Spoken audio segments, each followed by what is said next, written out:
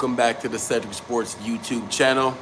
I am your host, Cedric Ben, here to discuss and give you a recap of the biggest fight of 2026 so far that happened last Saturday between Teofimo Lopez and Shakur Stevenson.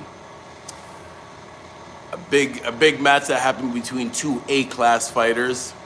Some might say it was a boring match, and others might say it was a masterclass in boxing skills. So I think I want to start with giving a specific detailed definition of both of those things there. Before we start, as I said before, I am your host, Cedric Ben. If this is your first time to the YouTube channel, thank you for being here. Press the like button, subscribe to the channel, and tell a friend to tell a friend. I've been an amateur boxing coach for almost 20 years now. Got numerous Canadian champions, male and female. Got two boxers on the Canadian national team right now, brother and sister Marie and Kioma. They're actually in Spain right now. They just both won their first matches of their tournament yesterday. Got one pro boxer signed with Kronk Promotions, Hunter Lee, 4-0 right now, undefeated, about to have his fifth fight scheduled sometime soon in the next couple of weeks. So stay posted for that. All right, let's get right into this. So, Teofimo Lopez versus Shakur Stevenson. So, you know what? Let's go through a quick detailed description of the fight first, and then we'll go from there.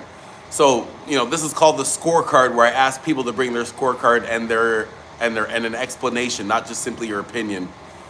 For this one, I guess there wasn't a need for the scorecard. I stopped scoring after the seventh bout because it was just a landslide before that.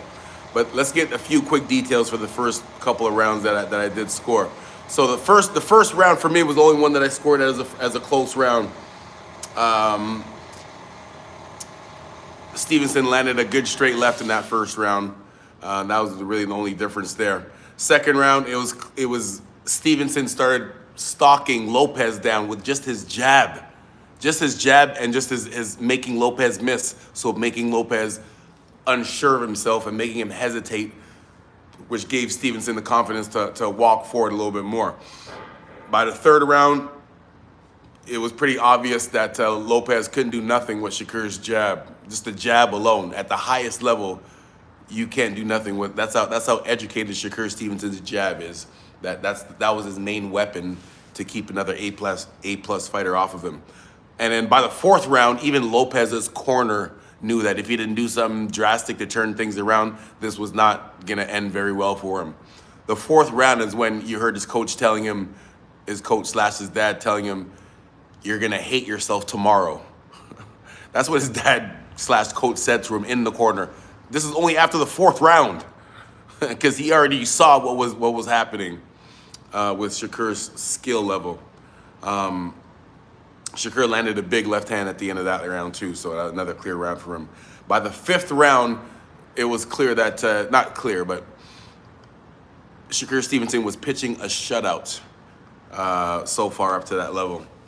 The sixth round, it was just drastically clear. I'm not sure if that's the right word to use, but very clear that the skill level of Shakur Stevenson was just levels above Teofimo Lopez. And I stopped scoring after the sixth round. After the seventh round, where I scored every round for Stevenson so far. Because after the seventh round, the only way that Lopez was going to win was by a knockout. And, you know, he had a better chance of winning the lottery than scoring a knockout against Shakur Stevenson. It's very rare that you'll find that all three judges' scorecards are the same, including the fan scorecards on BoxRec, website that shows all pro boxers' records and who they fought and all the details behind that. They let the fans, as a fan, you can score in there too. That's very rare that all three judges and the fans all had the exact same scorecard, 119 to 109 for Shakur Stevenson, which means they all gave Teofimo Lopez one round. And even that round was a close round. There was no clear round for Teofimo Lopez.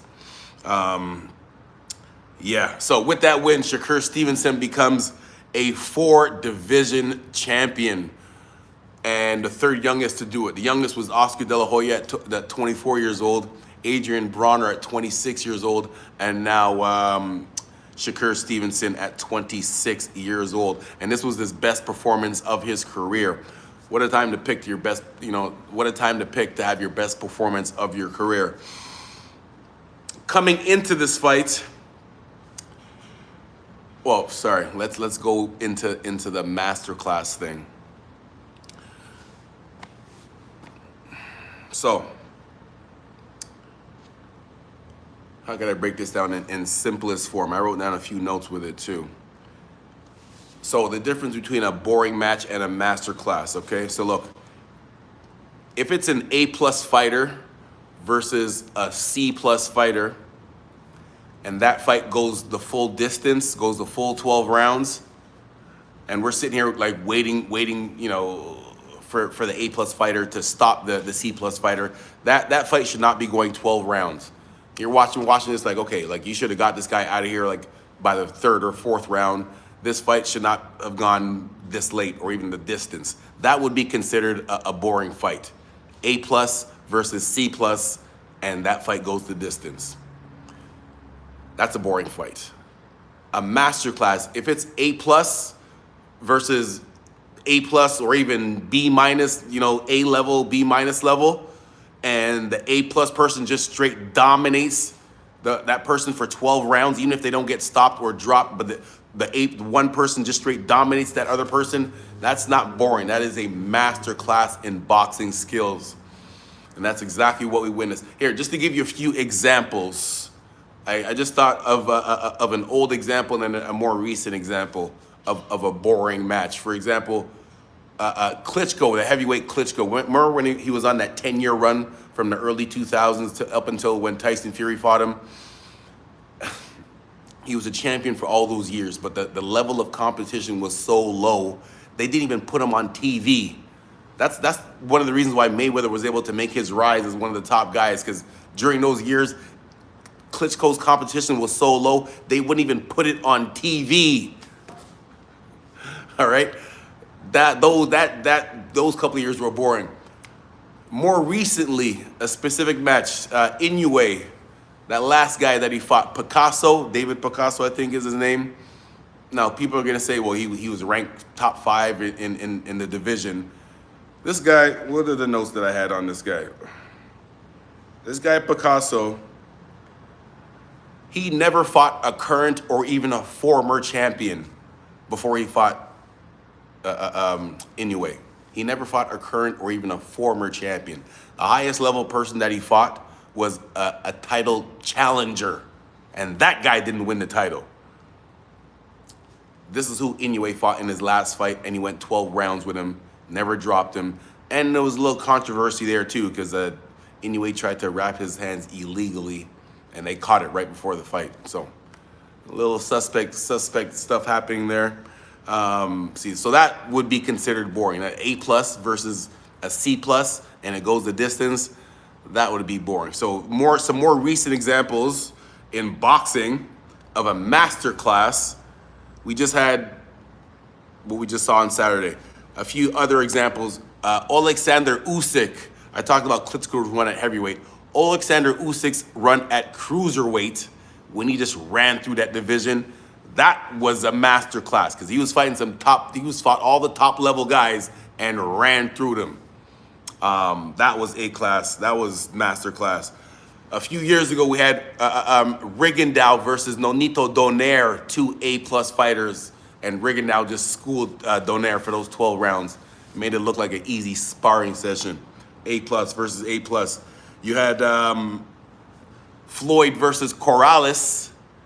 They were both undefeated at the time. Corrales was known as a knockout artist at the time, and Floyd just schooled him there. I guess Floyd versus Canelo. Everyone talks about Canelo being too young, but no one talks about Floyd being 36 years old when he fought Canelo. So everyone that thinks Canelo was too young, how many more years at 36 years old? How many more years do you think Floyd should have waited to fight him? Anyway, that's another topic. A+ versus A+. And one A+ just schooled the other one. And then you had Bud Crawford versus Spence, A+ versus A+. When it comes to the pound for pound list, everybody has their own different criteria. but there's certain guys that everyone would agree on would be on their list, right? Like right now, you got Usyk, Inoue, a couple other guys on there, but Usyk, Inoue, and Crawford before he retired. Those three names were solidified on the pound for pound list, anybody's list. No matter what your criteria was, those guys would be on your list. What else we got? And then, of course, more recently, the masterclass.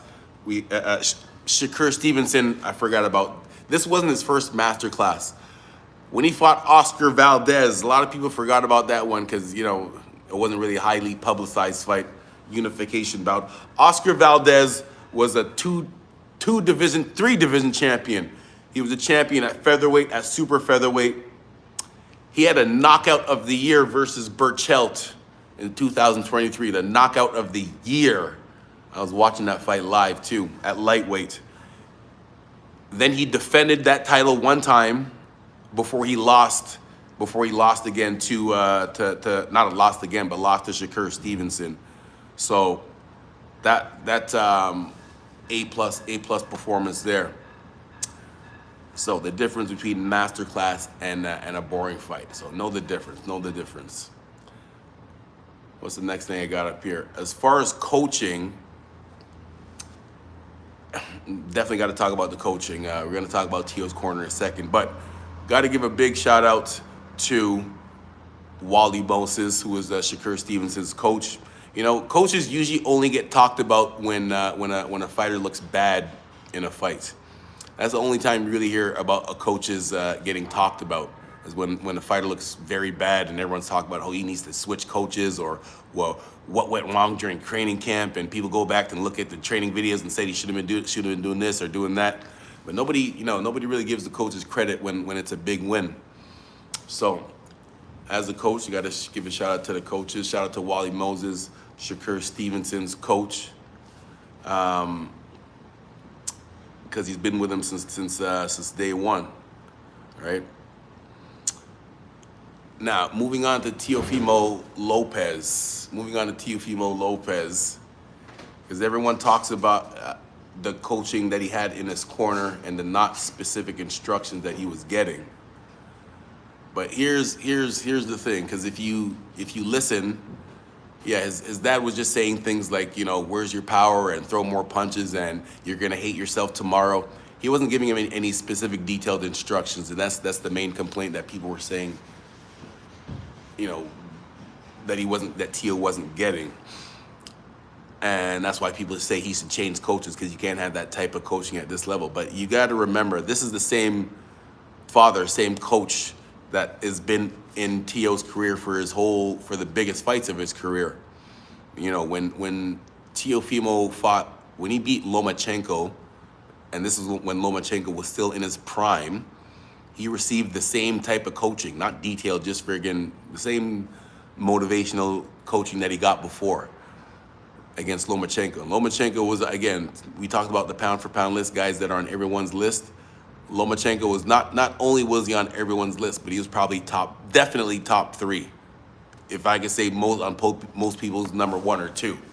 And that's when Lopez beat him with the same type of coaching, right? When he beat Josh Taylor, same thing too. Everyone was doubting him, and he stepped up to the plate, because that was going into this fight. That was the thing that everyone was praising Lopez about, even though he had a couple of bad losses, or just one bad loss, I should say, to George Kambosos.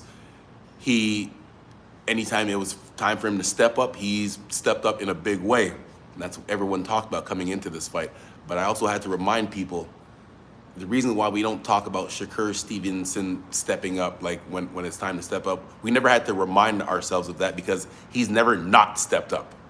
He's never lowered himself to the competition and fought that bad that he almost lost, and people were questioning if he won or lost. He's never had one of those before. So that's why I didn't really buy into that hype coming into the fight that Tio steps up when he needs to. So just to remind you again, with this same coach, Teofimo Lopez was a unified champion at 140 pounds. Since that Kambosos loss, he was on a 6-fight win streak. 6-fight win streak. This was gonna, and he's had 3 title defenses too. 6-fight win streak, 3 title defenses at 140 pounds. So for me, I don't think he needs a new coach. I think he honestly needs a sports psychologist. And out of all, the fight was last Saturday. Of course, I watch, a bunch of different boxing podcasts just to see, different people's opinions and what people think about the fight. And everyone from the experts to the people that just have their opinions, everyone's saying that Tio needs a new coach. And shout out to Paulie Malignaggi, because he's the only one that acknowledged the same thing that I'm saying right now, is that a new technical coach, Tio doesn't need a new technical coach to show him any new tricks or anything like that. He needs someone that can tap into his psychological brain to see what's going on there and to say the right things to him to get him going again. But again, his father was the one that was there for his biggest fights of his life. So, he lost this one. Let's see if it happens again. Then I don't know. We'll cross that bridge then. But so I guess if you want to talk about sports psychologists, coaches, someone like Teddy Atlas, who I look at more as a motivational coach than a technical coach. Like, he's one of those guys. There's a soundbite that's pretty popular of Teddy Atlas in his corner, and he's looking at his fire, and he's like, "Listen, we are firemen. We walk into the fire. We embrace the fire. We walk into the fire." Like, he's one of those coaches that, he's in your face and giving you that type of motivation. Maybe Tio needs one of those to or even, I don't know, not that might not be the key, because that's exactly what his dad was trying to do. So honestly, I'm suggesting a sports psychologist, because the one fight that he did lose, he he won. I forgot homeboy's name. What the guy that he it was a close fight. I forget the guy's name off the top of my head. It was after the Cambosis fight, maybe after the Josh Taylor fight, or before the Josh Taylor fight, right around that time. But he won the fight, but it was very close. And after the fight, Tio was in his corner asking his own corner, like, "Do I still got it? Like, do I still got it? Am I still that good?" Like, he was asking these questions himself. And so that's what I mean. Even though he has the athletic gifts to be a world champion, a unified champion, undisputed champion, maybe mentally he can be kind of broken down easily, right? So that is the thing right there. Yeah. So I think Tio needs specifically a sports psychologist, not necessarily a new technical coach. What else we got? So what is next for both guys? As far as Tio, just go home and relax. I mean, he showed a video of himself in the gym already, hitting the heavy bag. But maybe take a couple days off just to get your head cleared, and then go from there. He said he wants to maybe move up to 147 pounds, but I don't know. Again, I'm not in his body. I don't know how easy or how hard it is for him to make 140 pounds, but you got to really think about that and see what you want to do. If you can there's still big fights at 140 pounds if you can make it. 147, some big sharks up there. So we'll see what happens with that. As far as Shakur Stevenson, he has a bright future. He can go back down to 135, because remember, Shakur only moved up to 140 to have this unification bout with Lopez. So he can stay at 140 and try to have go undisputed at 140, or go back down to 135 and try to get undisputed there, or try to be undisputed in 2 weight classes at the same time, which would be crazy. He has other big money options. So the undisputed route is an option for Shakur Stevenson. If he's looking for the pure boxing route, like at 135 pounds, he can fight Muretaya, who's not a well-known boxer, but a very skilled boxer. He just won last week versus, he had a big upset win versus Cruz last Saturday. So that would be interesting at 135. You get Abdullah Mason, who fought my guy Kioma a couple times as an amateur. So yeah, 135, some big fights there. At 140 pounds, you know, you got Dalton, I think it's Dalton Smith, the guy that upset Subriel Matias a couple of weeks ago, the first upset of the year a couple of weeks ago. Yeah, so some fights there. Now, as far as big money fights, if he has some big money fights, he would have to move up to 147. Conor Benn, this guy Conor Benn, I swear, this guy Conor Benn, me and him, you know, we share the same last name, so I have to like him by default. But I ain't really a big fan of his character and his fighting style, but I have to support him by default. This guy Conor Benn, he's at 147 pounds. That would be a big money fight. I think Shakur would school him, even though Conor would be much bigger. That would be interesting. You know, Conor's complaining about not wanting to fight at a catch weight, even though he just put his last opponent at a catch weight. So we'll see what happens there in the negotiations. Other big money fights, you got Ryan Garcia always running his mouth. Well, he still has to get past Mario Barrios. That'll be in a couple weeks. So we'll see what happens there. That's always a big money fight with a big mouth that can't always catch that, Garcia.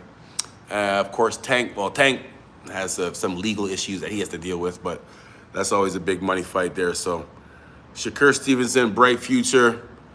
And I said before, man, I said this before, Shakur Stevenson is the new Floyd Mayweather. As far as